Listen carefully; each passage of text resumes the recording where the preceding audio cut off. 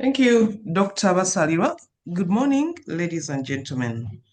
Welcome to our Become a Better Entrepreneur series today, where we want to talk about managing family businesses, what actually works.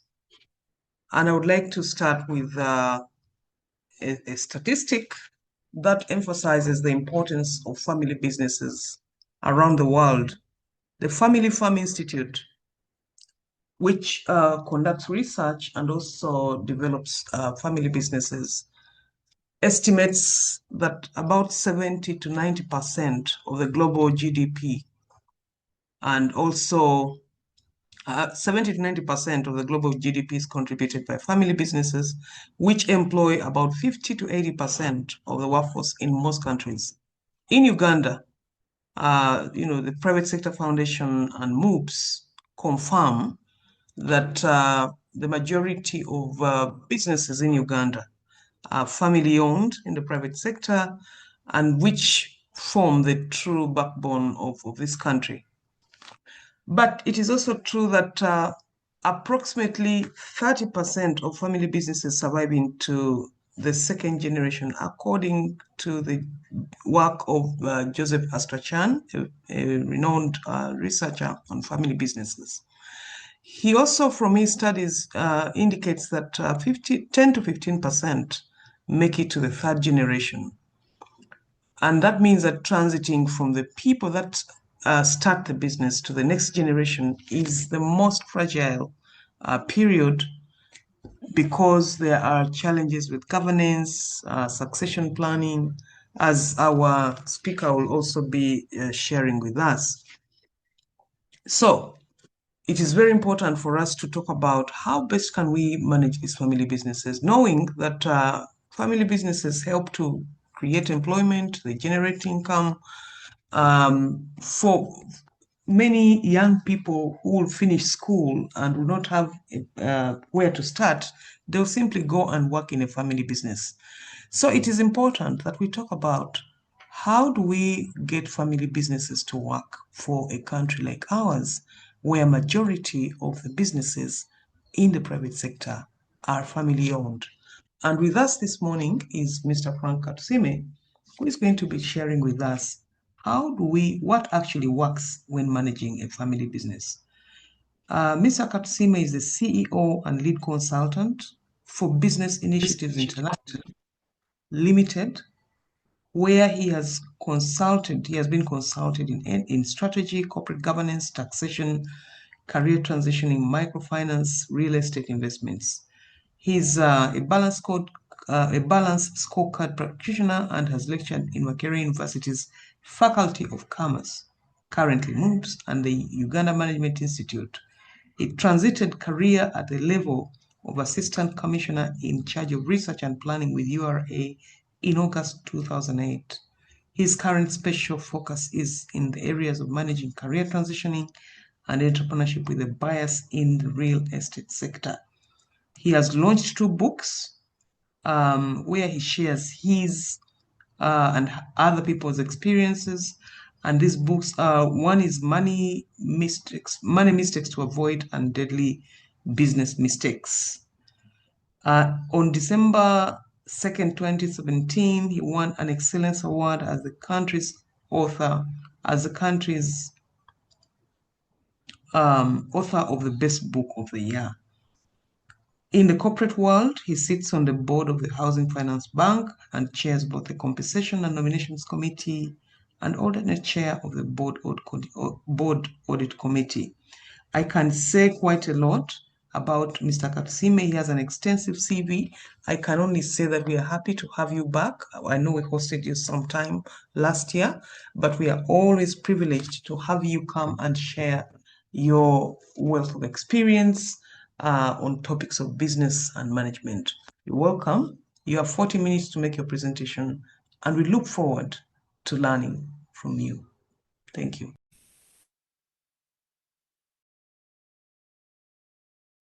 Thank you very much, Doctor, for the kind introduction. I noticed that a few things have changed in what you said, but what remains constant is that I'm still Frank Katusiime. I hope we are together. Yes, I can hear you well Good. from where I am. I hear you Oh, well. good. Good. Good morning, ladies and gentlemen. I'm happy to be here again to share a few insights with you. I will try to be brief. It's quite a wide topic. You can talk and talk and talk. But one thing I probably mention, thank you very much, Dr. Diana. You have already done part of my work by emphasizing how important a family business is, and also by stating some of the key things that you have to take into consideration, including governance and succession planning. I actually started on from there. What are the four? I mentioned several, but what are the first four key elements that make our businesses successful, that make us able to manage our businesses? And I'm looking at really, I'd want us to look at essentially the nearby businesses.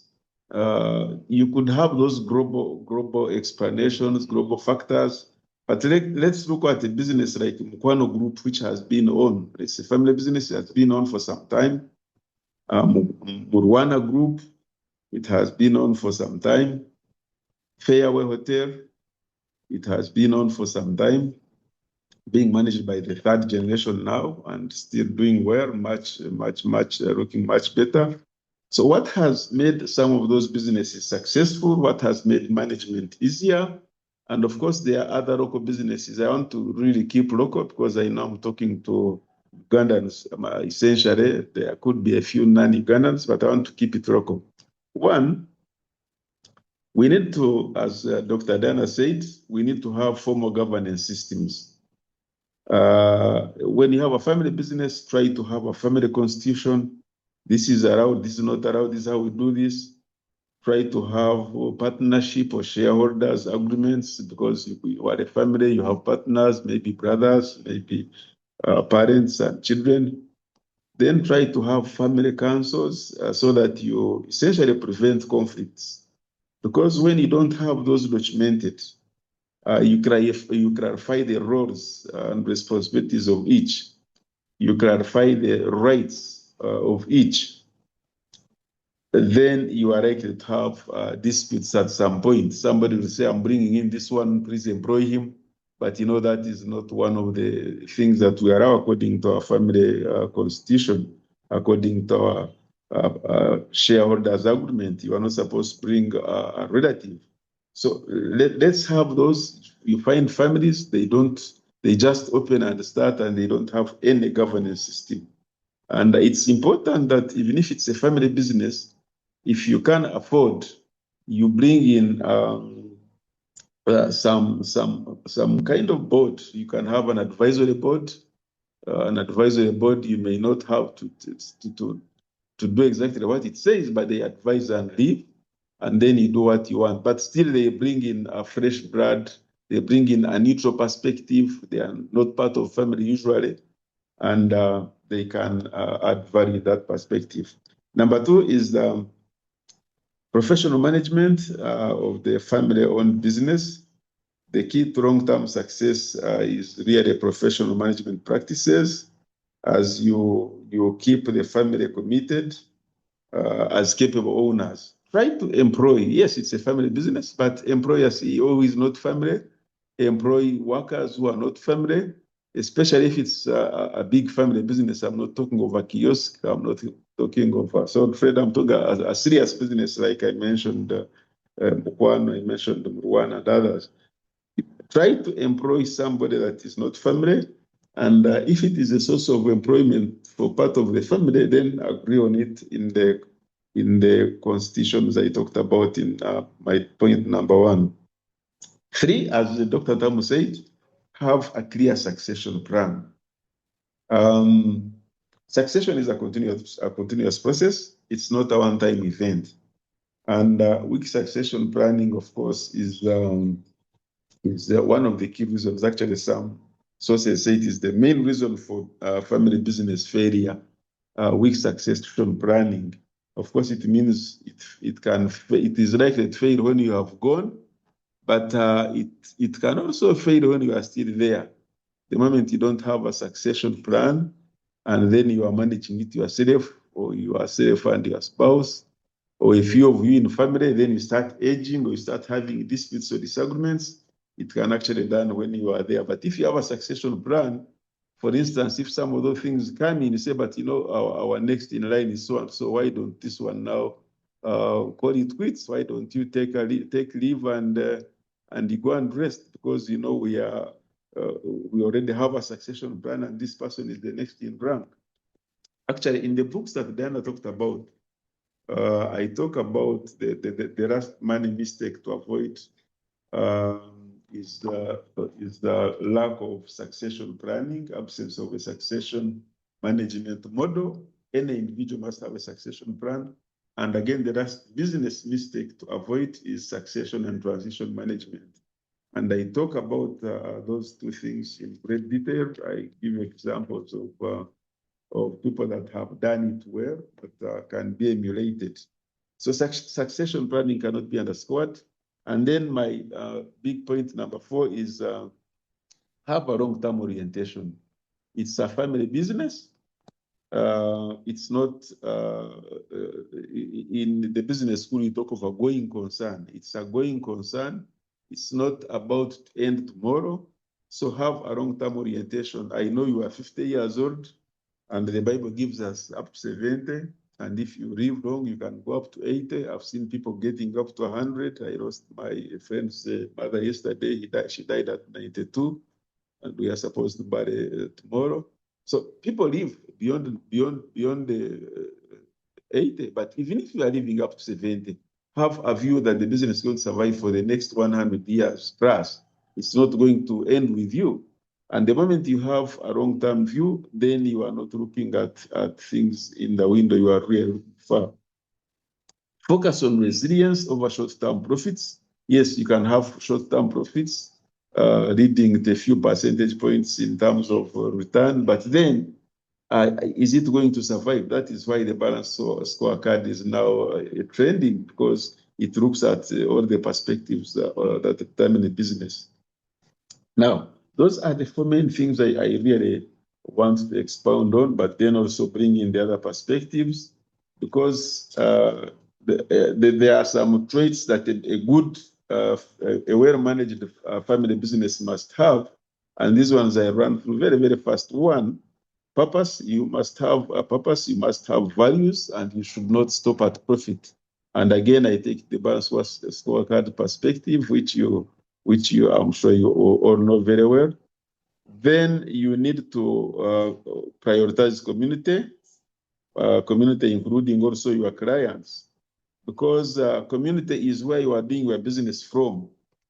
And the moment you prioritize community, you have goodwill. About 2 weeks back, I visited a guy called Boaz. Boaz Rutera is a very big coffee farmer in Kanungu district.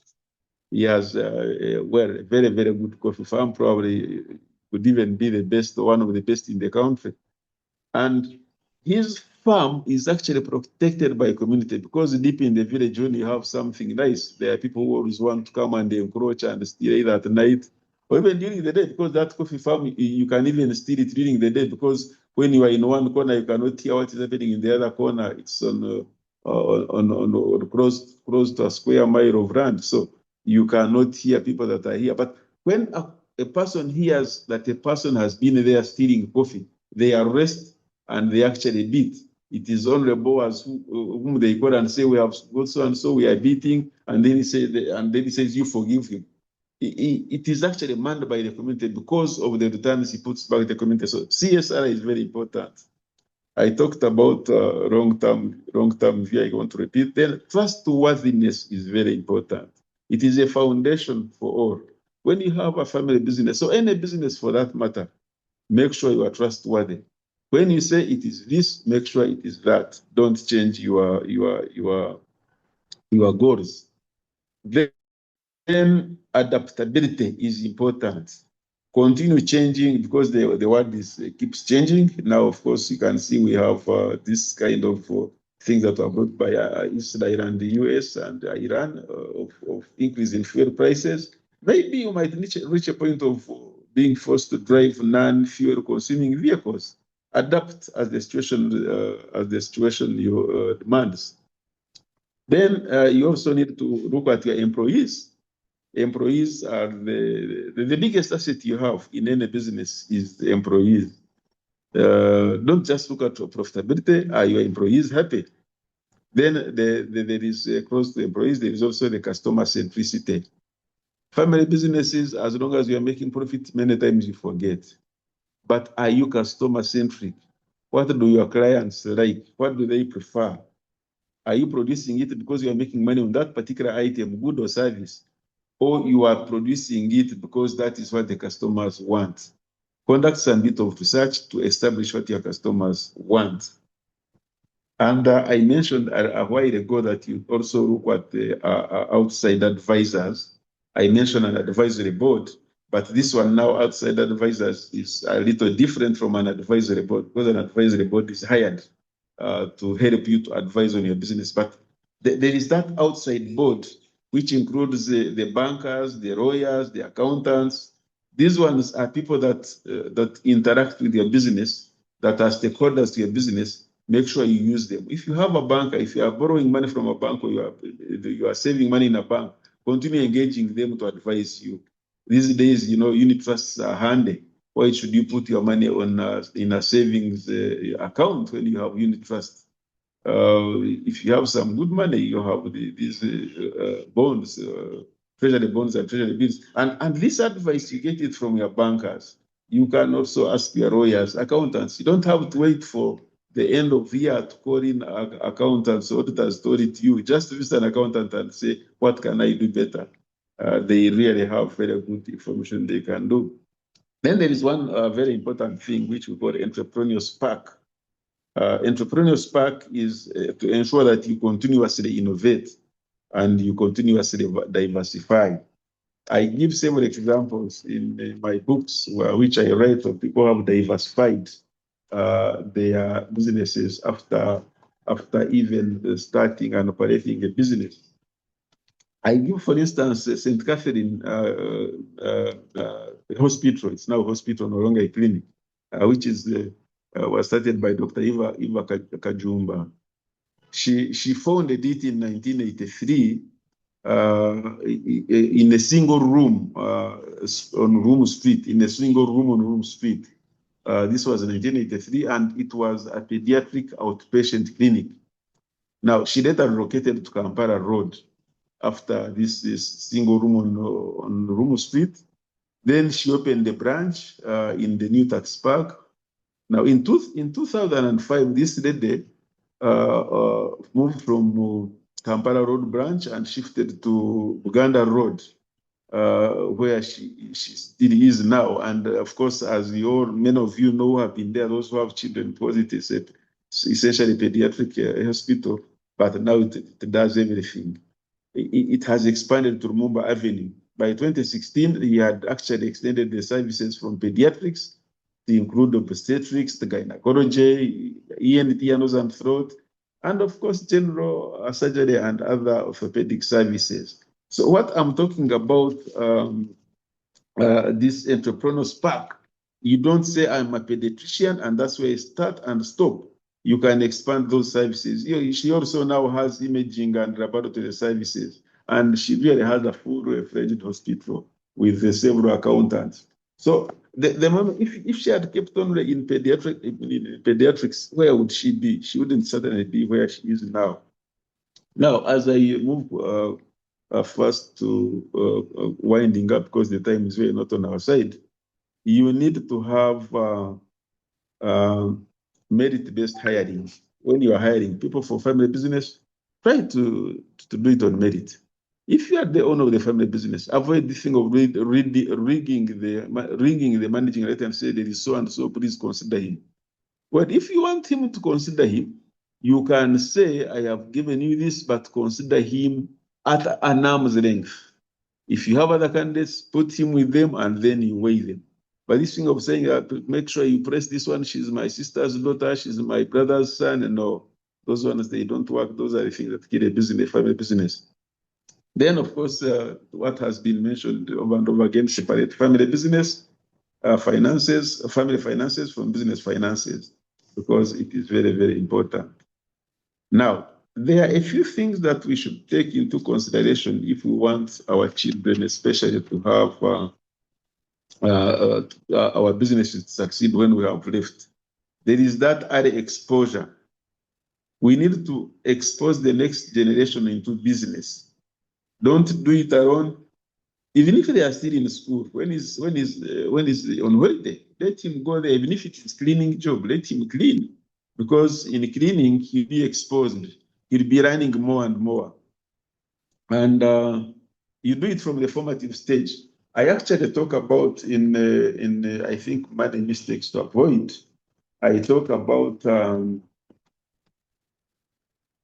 early childhood orientation, and it is very, very, very important to mistake number 49 talks about mismanaged early childhood orientation. You orient your child in such a way that you really want him to develop into in future, like in Proverbs 22:6, which says that, as long as you grow your child in a way you want, then in future when he grows, he will not divert from it. Then we also need to ensure that our children have a hands-on learning. And hands-on learning means that, yes, they are reading, they are studying, but let them do something. Because education, holistic education, those who have done education, they say it involves the 3H, the head, the heart, and the hands. If the head and the heart are fully equipped and the hands are not, then it will be difficult for a person to become successful and manage a family business successfully. Then the other important thing that we undergo is we need to transfer our business networks to our children. I left URA in 2008, and I had an office on the Winton Road for some years until I shifted toward Kampala, now where I sit. In the first about 4 years of my having left employment, about 70% of my clients were from URA, were my former colleagues. Why? Those were my networks. Of course, as I penetrated the private sector further, I now have several other networks that I work with. And of course, you know that the evidence shows that 70% of your success is not so much because you are so intelligent or because you are brilliant or because you are very hardworking or because you are a smart worker. No. 70% of your success is because of the network you have. So deliberately introduce the next generation to your network of customers, to your network of suppliers, to your network of bankers, to your network of friends, because it is this network that they will take on when you are not there. But of course, now I also caution those children or those people that you are introducing the network. They also must have willingness to actually get these networks. In fact, a very sharp child should be the one to say, Mzee, where is your network? Who is your banker? Who is your supplier? How do you handle them? How do you deal with them? But if he doesn't ask, you also might be, of course, you have to take deliberate steps to do it. But then you are more motivated if the child also is interested. I talked about transparency, but in this respect, it is important to be transparent with financial institutions. If you are dealing with a financial institution, if you are dealing with a bank, be transparent. Trust is the single most important thing that you can have in any institution. The moment that trust is gone, I actually, in my money mistakes to avoid, I equate trust or integrity with virginity, because you lose it once. The moment integrity goes, it is very, very hard to get it back.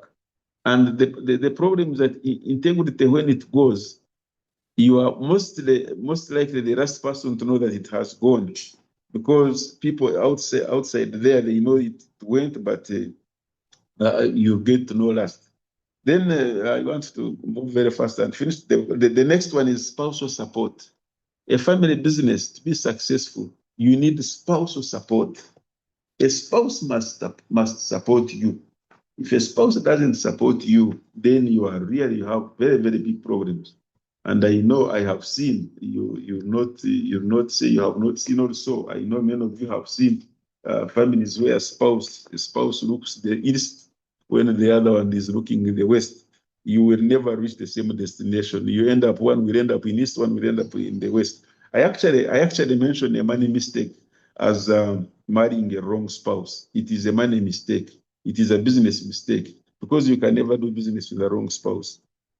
But of course, those who are married in my audience, be sure that the person you married is the right one, because that's what God chose for you. But if you are not yet married, make sure you marry the right one, because you want your family business to succeed. Then another important thing that we normally take for granted is mentorship and coaching. You need to get a mentor, avoid mistakes. I am now making 60 years this year, if you wanted to know really. But I need mentors. There are many things I don't know, even at 60. I need coaches people to coach me at some point, because things are changing. You are talking of digitization, you are thinking of technology, you are thinking of AI. There are guys there who are very young, much younger than me, but they are much, much more vast in some of these things than I am. Even in the business I am in, it keeps changing. I am now essentially in real estate. I do some bit of consultancy, but it changes. Things change over time. The moment you don't have a coach, the moment you don't have a mentor, the moment you don't have an advisor, then things are going to run away from you. I talked about the diversification across industries. If you look at the Mukwano group, Mukwano now really almost sells anything that you can talk about. When I started business, I was essentially in financial services, but now I'm in real estate. I am in farming. I do consultancy. So if you don't diversify, when this income stream dries up, or when this income stream reduces, the other one will continue moving you a step ahead. And finally, I need to first of all to finally caution you on a few things that that might prevent. You can take note of what I have said, and you can make sure that you observe them. But if you don't take note of a few things, then your family might be doomed. One, there is that founder dominance. I know it all. I don't want to be advised. I'm the one who started it. I have several examples in my book. One guy was advising. He was an advisor, actually. He used to work for government. Then he went and was advising somebody about the business. The guy was not taking advice. And he was saying, this is my business. I'm the one who started it. I know it all. So one time he told this advisor, man, you have been advising me every day, this and this and this and this. Why don't you go and start your own business, and you apply those pieces of advice in yours, and you also develop like myself? So that mentality is very wrong. I may not have done business. I may not even know how to do business practically, but I have the knowledge in my head which can help you. You look at the advice, you don't necessarily have to look at the person. The person may not have done it, but he may actually know how to get there. Number two, gender-based succession. One of the challenges we have in Uganda. I have 4 sons, I have 3 girls. These girls, they just go away. Keep an blind eye, you just say the sons will take over. I have 1 son, I have 6 girls. Oh, the son will take over. He's my heir. Forget. This thing of gender-based succession has killed many businesses. Sometimes the girl is the best in the family as far as entrepreneurship is concerned. But you have this mentality of it has to be a son. It has to be a son, and no, forget that one will kill our businesses. Then almost lastly, there is that limited youth interest. Fortunately, I'm talking to an audience where I'm sure there are many youths. Young people these days, not all of them, but a good number of them, they have limited interest in what their parents do. They don't want to focus there. They are looking at other things. They want to have their freedom, partly because, of course, you raise them up with a lot of freedom. And some of them see our country as a very small country. It's a very poor country. They want to go to the US. They want to go to Europe. They are now, some of them even talk of China, they are talking of the Middle East. So it is important that also this next generation has interest in what we do. Otherwise, then where do we leave it? It's a challenge that I now leave to the audience to think through. Then the other key thing about our African Ugandan businesses is this issue of polygamy. I have seen it. I don't have to give examples. I have seen the polygamous family complex stay coming into our success of standing in the way of the success of our businesses, of managing our businesses. You have multiple wives. These days, even some women have multiple husbands. I read one in the East had, I think, 6 husbands, and she was one woman. Polyandry. You have multiple wives, you have multiple husbands, you have children from several spouses. You will find you have a challenge in succession. You have succession disputes. So it is something that has to be addressed. I have seen some families after the departure, or even during the presence of the family head, people are in court several times, severally, and they are saying this man is not fair because of this and this. So it is a challenge that affects family businesses, and it is a challenge that we must address head on if we are ensure that our family businesses really succeed and are managed well. Lastly, I had mentioned the succession plan. Maybe just to emphasize it, that you don't collapse with your business. Like many times I see businesses collapse with their founders, with their owners, and let's not collapse with their businesses. How has the Madivan group survived up to fourth generation? How has the Fairway group survived up to third generation? We can also get there. And a good leader, a good family business leader can only be told by the way he handles his succession planning, by the way he manages his transition. And as I mentioned, you don't transition when you have died. You transition in the piecemeal. When you clock 50, start transitioning. Start even earlier. Start, involving your people. You see how Rwanda involved Barbara and his people. And by the time Rwanda left this country, he knew that his business was going to continue very, very well. And indeed, it has even grown bigger. I have several examples I can mention here. Many of you know the examples. But it is important that you manage succession, you manage transition, and you transition as you are still alive. I think there might be some questions or some comments or some engagement. I cannot say that I'm an expert on managing, the only person that is good at managing family businesses. I know I could even have very, very good people in the audience. So I'll give you time for comments and for compliments and for other additions that I might have left behind. I thank very much Dr. Diana for calling me again, for inviting me again. I would have wanted to share a little more, but the books are available. I have not picked from the books this time, but most of the things that I've talked, they are documented. I have several examples. I talk about BMK, how he started from Masaka. His father was a businessman. He had a hotel, and BMK picked the interest in hotels because of his father, because of his mentorship. He came and started doing trading, import, export. And then eventually he built a Hotel Africana, and he left it when he was there with some of his children. And of course, that was a very well successfully managed family business. And of course, going forward now is the second generation. Of course, cannot go out of the third generation.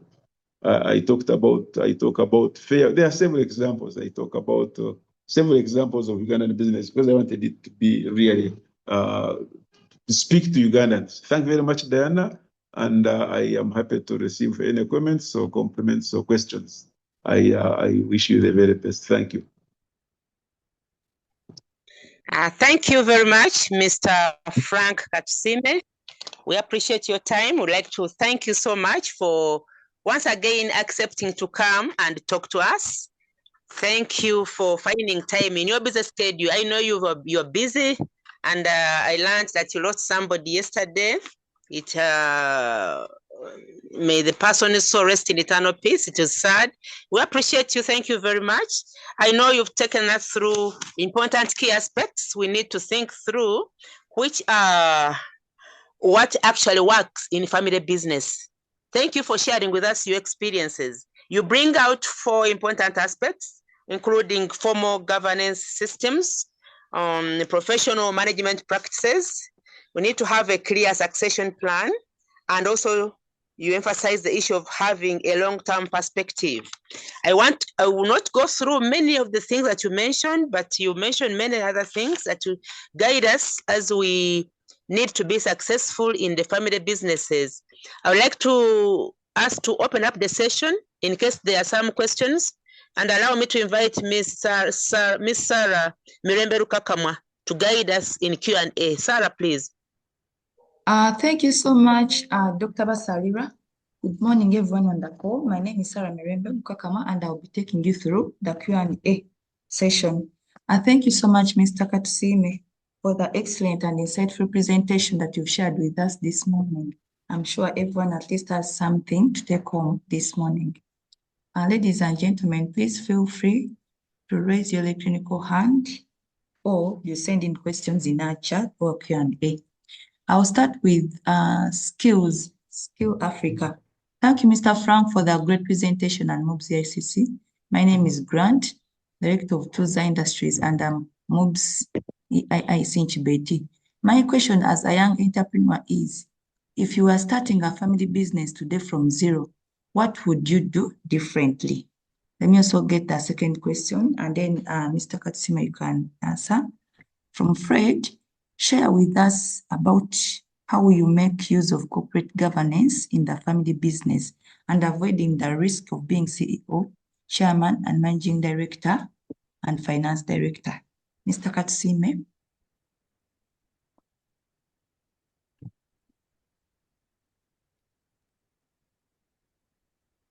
Thank you very much. Those are two questions. One, starting from zero, how do you handle? If you are starting from zero, there is what I call the principle of don't start a business, don't start anything before you investigate. Fortunately, this is a setting of a university. First of all, investigate, do some bit of research and see what the business you are entering into, understand it. Two, talk to people that have done it and see how they have fared. And don't talk to just one person, because he may not give you everything you need, or he may even give you a biased thing, because I've seen people when they are suffering in some line of trade and you ask them how it is doing, they encourage you. Then when you reach there and you find issues, they say, no, we wanted somebody to share with some of these challenges. Now that you are part of us, let's share the challenges together. Then there are those who are doing, when they are doing well, they not tell you the truth because they don't want competition. So talk to more than one person so that you actually can form a judgment based on that investigation. Then understand the area yourself. If it is about food, if you are starting a restaurant and you don't really know how to cook, then how are you going to start it? Understand that this is how they cook food so that you really basically know what is done in your business. Don't just get reports when you cannot assess them. Then I also advise, even in my books, that avoid starting with borrowed money. If you have to borrow at the very beginning, borrow a very small fraction. Because when you start with borrowed funds, that business can easily fall. And depending on your heart, if you borrowed money and then the business challenges you, your heart would be, after it's not my money, it's somebody else's money. I'll just move out and go away and even hide. So when you have those in mind and you have done that homework, and of course, since you talk to a person who does that kind of business, I imagine he can be your mentor or he can be your coach. You probably have a role model. And I think we have also talked about passion before. You start a business where you have passion and where you also have an ability to do something. If you don't have passion, then why are you going there? If you don't have passion, the moment you have a challenge, then you are going to jump out. So when you are starting from zero, that's what you do. If you have nothing, you have no coin in your pocket, then start from the skills you have in your head. You can sell your skills. And there are many people who sell their skills. Tell me, for instance, where did Anna Katusiime start from?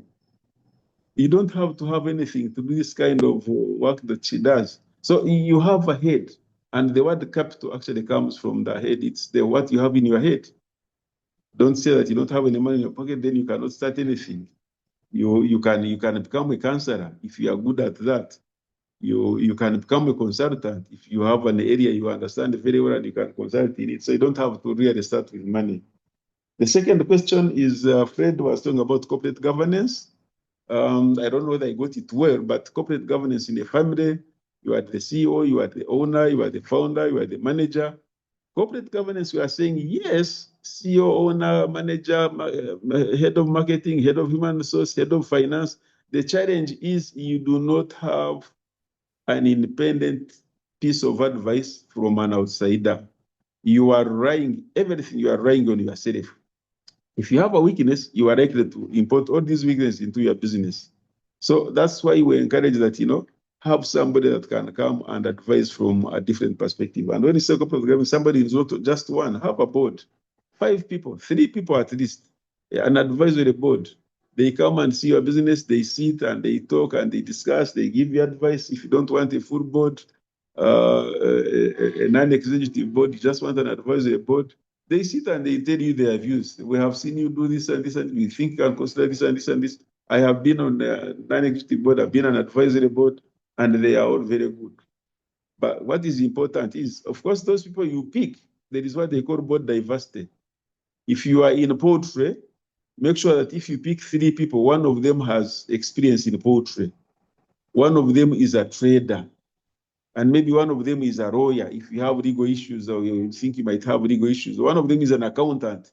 If you are not sure of your numbers and you are not sure that your performance is what comes out is what they tell you. So have that kind of board diversity. A lot of them could probably be young because you are very old and you don't have young people. You want to see how these young people think about your chicken, about your eggs, about whatever you produce. They might have a different view. So the moment you form a board, think of that kind of diversity, so that the ideas you get are coming from here and there. They are not just from one area. Don't have a board of 5 lawyers. 5 lawyers. One lawyer can be enough and tell you from a legal perspective. Don't have a board of 5 poultry farmers who are also in poultry. What value are they going to add? One person can be enough. I think that one I've answered you. And of course, it's really to have that second check. Just like when you visit one doctor, they say, don't stop there, go to a second opinion. That is a kind of a second opinion, corporate governance, and also accountability. Thank you very much I hope I have answered you.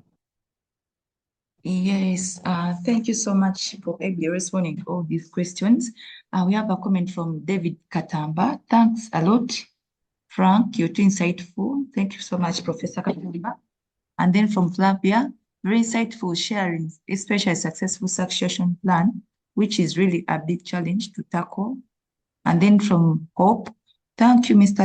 Katusiime, for the valuable insights and learning lessons shared. Your advice on gender is key. What if one has only girls?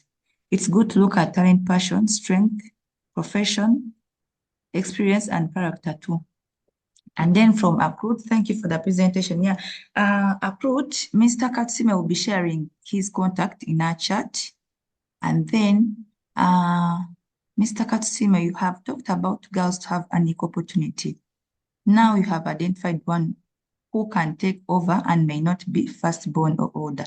I've seen this affects family business, where the older fight the young one. Maybe Mr. Katusiime, you can respond those questions about the girls and then you come back. Thank you very much. Maybe I start with the firstborn. A firstborn is the most difficult one because I also know it. Usually when you find families and the firstborn is not the one in charge, is not the heir apparent, most times you have issues. But there are cases where the firstborn is clearly not capable. And there is a guy in Kenya who made his succession his will. And he said that, this is how I want to leave my will. 1, 2, 3, 4, 5. And incidentally, the oldest person was not the heir. And he had actually multiple, as I mentioned, multiple wives, multiple children. And he mentioned that, And by the way, he made a very good will, according to when you look at it. But he said, in case you want to contest my will, you are free to first of all return what I gave you. You're no longer qualified to what I gave you, return it to the poor, and then you go and contest it. And I found it a bit of an innovation. But it is, yes, the practice is always firstborn if he's capable. But for me, I will not restrict myself on firstborn if I know he is not capable. There are firstborns who actually go and mismanage themselves. You cannot now live in charge of mismanaging others. Although I agree, in many instances, it has created issues. But the good thing is, the most important thing is, try to implement your will when you are still alive, so that those issues arise when you are alive. I know some of them will keep them until you die, but at least when you try to implement when you are alive, for instance, some families, they have chairmen. I am the head of family, but I have a chairman, and the chairman is so and so, and everybody knows.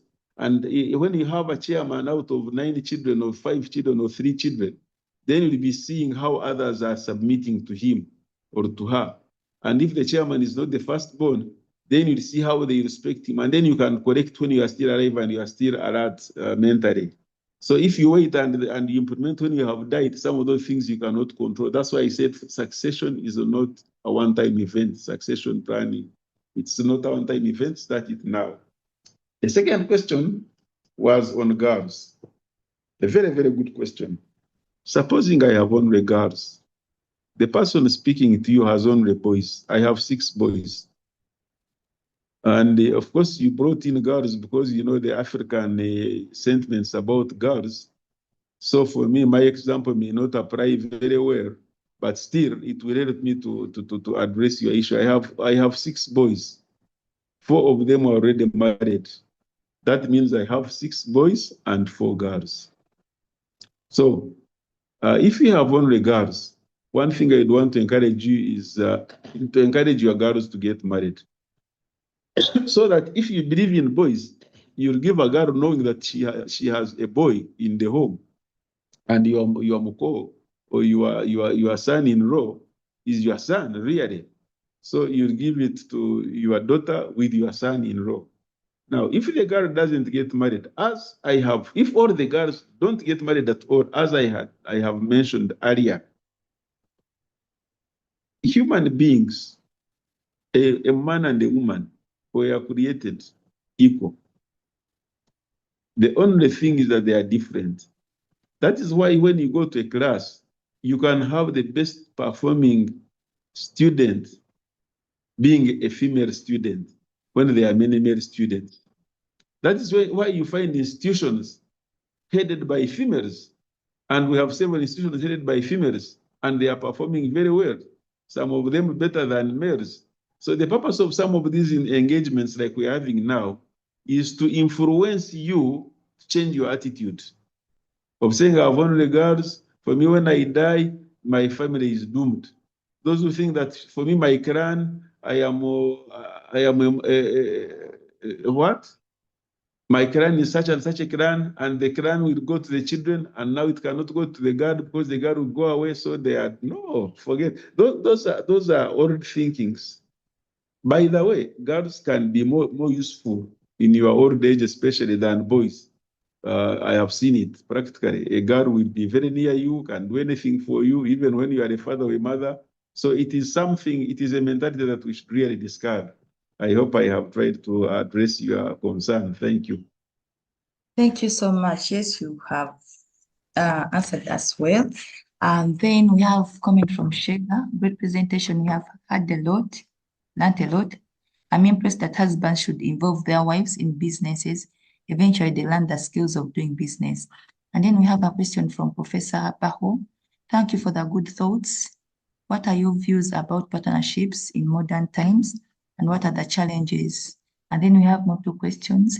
How do we handle parents who do not want to let go of their old ways of doing businesses and not open to the innovation and new ideas? The last question. Also, how do we deal with parents who do not trust their children to run their business affairs? And this has nothing to do with trust, but letting go of what they deem as power. Mr. Katusiime. Repeat the first question. Okay, the first question from Professor Baho. Thank you for the good thoughts. What are your views about partnerships? What are your views about partnerships in modern times, and what are the challenges? Okay, thank you very much. Professor Baho, thank you very much for that question. Very, very, very pregnant question, but unfortunately we don't have time for it. There are pros and cons of partnerships. It's a full presentation on its own. There are things you must take precaution of. It's good, of course, partnerships are good because you put resources together, you put different professionals together, you can think together. But if you don't manage it well, of course, I mentioned a shareholders agreement, family constitution. You also need a partnership deed when you have a partnership. The moment you have a partnership deed, you spell out all those things, including how you manage your partnership, how you share your profits, whether you work or you employ people, and etc. The moment you have those, then you are good to go. But then also bear in mind that a partnership should not necessarily be a permanent thing. The moment you reach a point and you say, actually, you people, we cannot work together, agree to separate when you still are friends. I have seen people that start as very close friends because when you are starting a partnership, you look for your closest friend, but they end up as very, very serious enemies. Some of them never even agreed after ending a partnership. It's very unfortunate.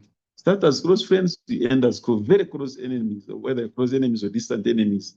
Very unfortunate. So do a partnership deed, and then you also in the deed agree to evaluate your partnership for instance, every year or every 6 months, and say, how are we doing? Are there things to address? Should we continue? Agree to agree. You know, like I always tell people that a marriage is an institution where you agree to continue together on a daily basis. You don't sit there and decide to do that, but you agree to continue staying together daily because you have seen marriages break, divorces, separations. So even in a partnership, you should have some form of, should we do it every year, every 6 months, evaluate? One thing we don't do is evaluations in the boards. These days, contemporary boards, you do board evaluation. In partnerships, do you do partnership evaluation? Because in the evaluation, you mentioned that, yeah, this guy is very good, but he does not do anything, just comes to Isaac. Those are things you mentioned in an evaluation, which is done maybe once in a year, once in 6 months, or whatever you decide. So it is a detailed discussion, but I think I have just glossed it over and mentioned a few things that you need to point out. The advantages and disadvantages. If you manage it well, it will work for you.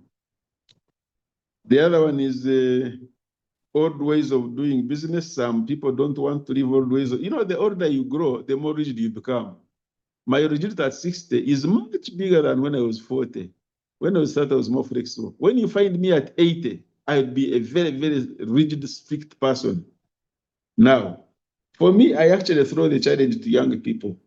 You are young, you are flexible. Try to see how you work with this man, how to change him, how to manage him. Fortunately, if you are old and you are listening, it is important that you should drop those things of old ways of doing things because the world changes. You cannot do the same things you did that time 20 years back and you still do them the same way now, and then you get what you want. And because the world changes, some of these old ways must change. But if you are a very brilliant child of this person or an offspring or a close associate, then you can, sometimes the way we manage our people, social skills, EI, emotional intelligence is important. If the way you approach this old man can make him oppose what you are bringing. You start from a critiquing part of it instead of coming, you first tell him how good he has been, what he has done, out of the 8 things that are very good and you are praising him, then you pick out that one thing that had brought you. And then you say, oh, this guy, by the time you pick it out, the guy is already a friend and he wants to even listen to the other side. But if you come with one negative thing, and every time you come to this old man, you are bringing negative things. Negative things may not be negative, but you are coming with things to change. Every time you face this old man, you are telling him to change, to change, to change. To him, you are the wiseacre. So I think also the way you approach it is important. If you approach it nicely, I'm sure you can win this man. There's nobody that cannot be one. And of course, you also have, sometimes you also present things as hearsay. If you want him to change the old ways of doing business, you explain to him that the new ways are better. Have you done a benchmark? Do you have evidence? Do you have proof that what you are suggesting to him can actually be better than what he's doing? If the man is very brilliant, has done this thing for some time, and you actually prove that cutting hair with a scissor is worse than using a machine, because the scissor is slow, blah, blah, blah, blah. Then you even give examples of people who have progressed by moving from scissor to a machine, to the hair cutting machine. Then why shouldn't he accept? You tell him the cost of this and the cost of this, how you can employ, blah, blah, blah. If you present it scientifically, I'm sure he can accept it and also present it tactfully. Then lastly, parents don't trust children. Okay, yes and no. Parents don't trust. Why do parents don't trust children? One, I blame parents. Two, I blame children. If you are a parent and these are your children, if you don't trust them, who do you want to trust them? You are the one who raised them. They grew up the way you had wanted them to grow up, or they could have diverted partly because you didn't do your work, or partly because they were very stubborn. But they are all children. They are yours. So if you don't trust them, you want somebody else, a passersby, to trust them. So as parents, I think we must first of all trust our children. And then as children, we must be trusted. If you are a child, there must be a reason why your parent doesn't trust you. Address it. And then have a one-on-one discussion and agree on what are those things that are breaking the trust between you two. Let the parent open up, let the child open up, create a good environment, take each other out. It doesn't have to be in the home, it doesn't have to be in the business. It can be an outing completely. There is my son who normally wants to, when we go and discuss with him, he wants to go out and he wants to make an appointment that they want you for this time. And I find it nice. Take an appointment, go out in a good environment, and then you discuss it. I am sure this lack of trust can go. If you don't trust your son, do you think his wife will trust him? You're actually creating problems for him. If you don't trust your daughter, and your son-in-law next time comes and presents a problem and say your daughter is not trusted because of this, will you say no if you are not trusting her yourself? So as they say, charity begins at home. Let's trust our children, and let our children also trust us. Thank you very much. Thank you so much, Mr. Katusiime, for able responding to all these questions.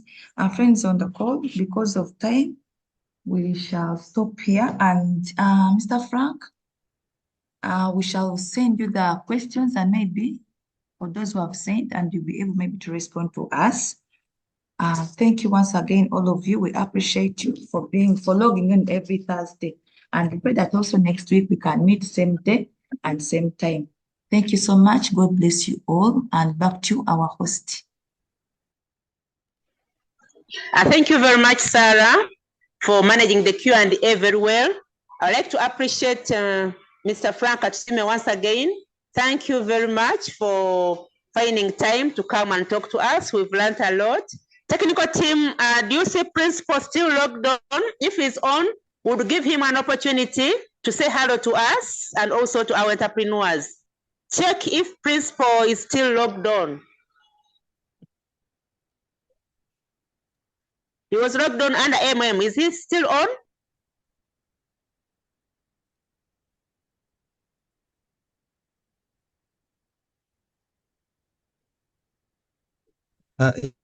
Yes, Doctor, MM is still on.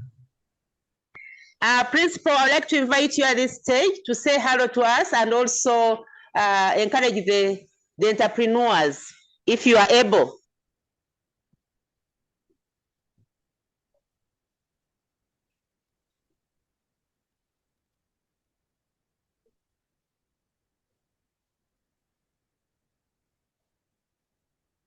Looks like he's not able, and I'd like to. Hello? Hello, everyone. Sorry, this is another MM. All right, thank you so much. Thank you so much. Professor Abajo, I would like to invite you to give closing remarks in case you are able. Professor Ernest Abajo.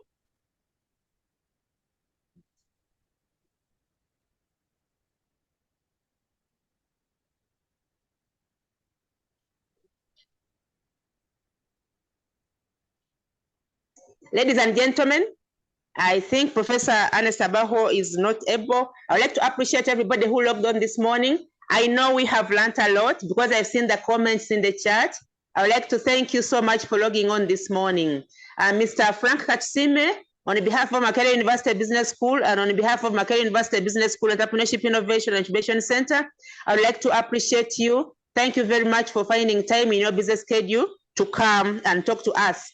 Ladies and gentlemen who are logged on this morning, Mr. Frank Katusiime indicated to us that he has written books. Actually, he has authored 2 books. And if you are interested, kindly get to him so that you are able to access the books and you read through to get more experiences. Ladies and gentlemen, we've gone beyond the top of the hour. I would like to end it here. And I thank you so much. Have a blessed Thursday. Bye-bye for now. Remember to log on next week, same time. Bye-bye for now.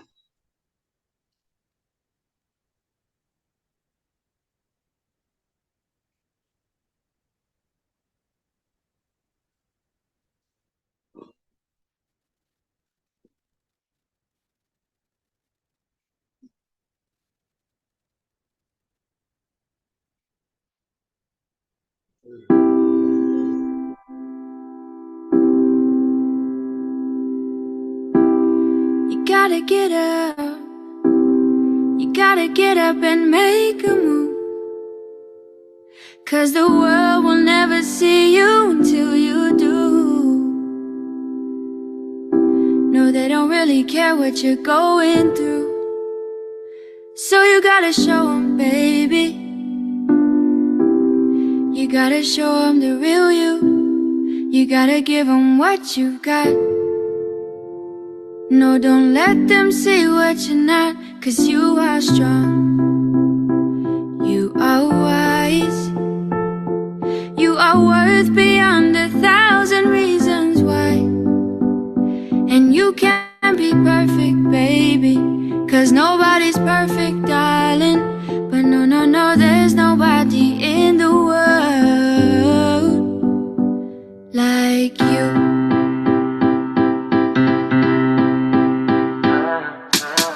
What do you do when you can't let go? What do you say when you just don't know how you feel? And you know nobody knows how you feel. 'Cause everybody's got their own damn problem. So everybody's trying to find their way.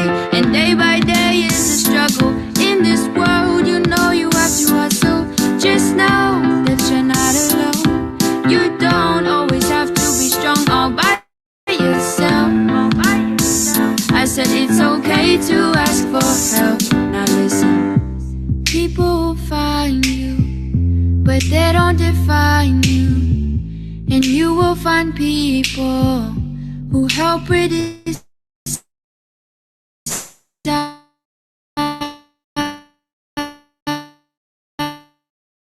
find you. And you will find people who help redesign you. You are a work of art. Bet you didn't think you'd come this far. Now here you are. Baby, you are strong. You are wise. You are worth beyond 1,000 reasons why. And you can't be perfect, baby. 'Cause nobody's perfect, darling. But no, no, no, there's nobody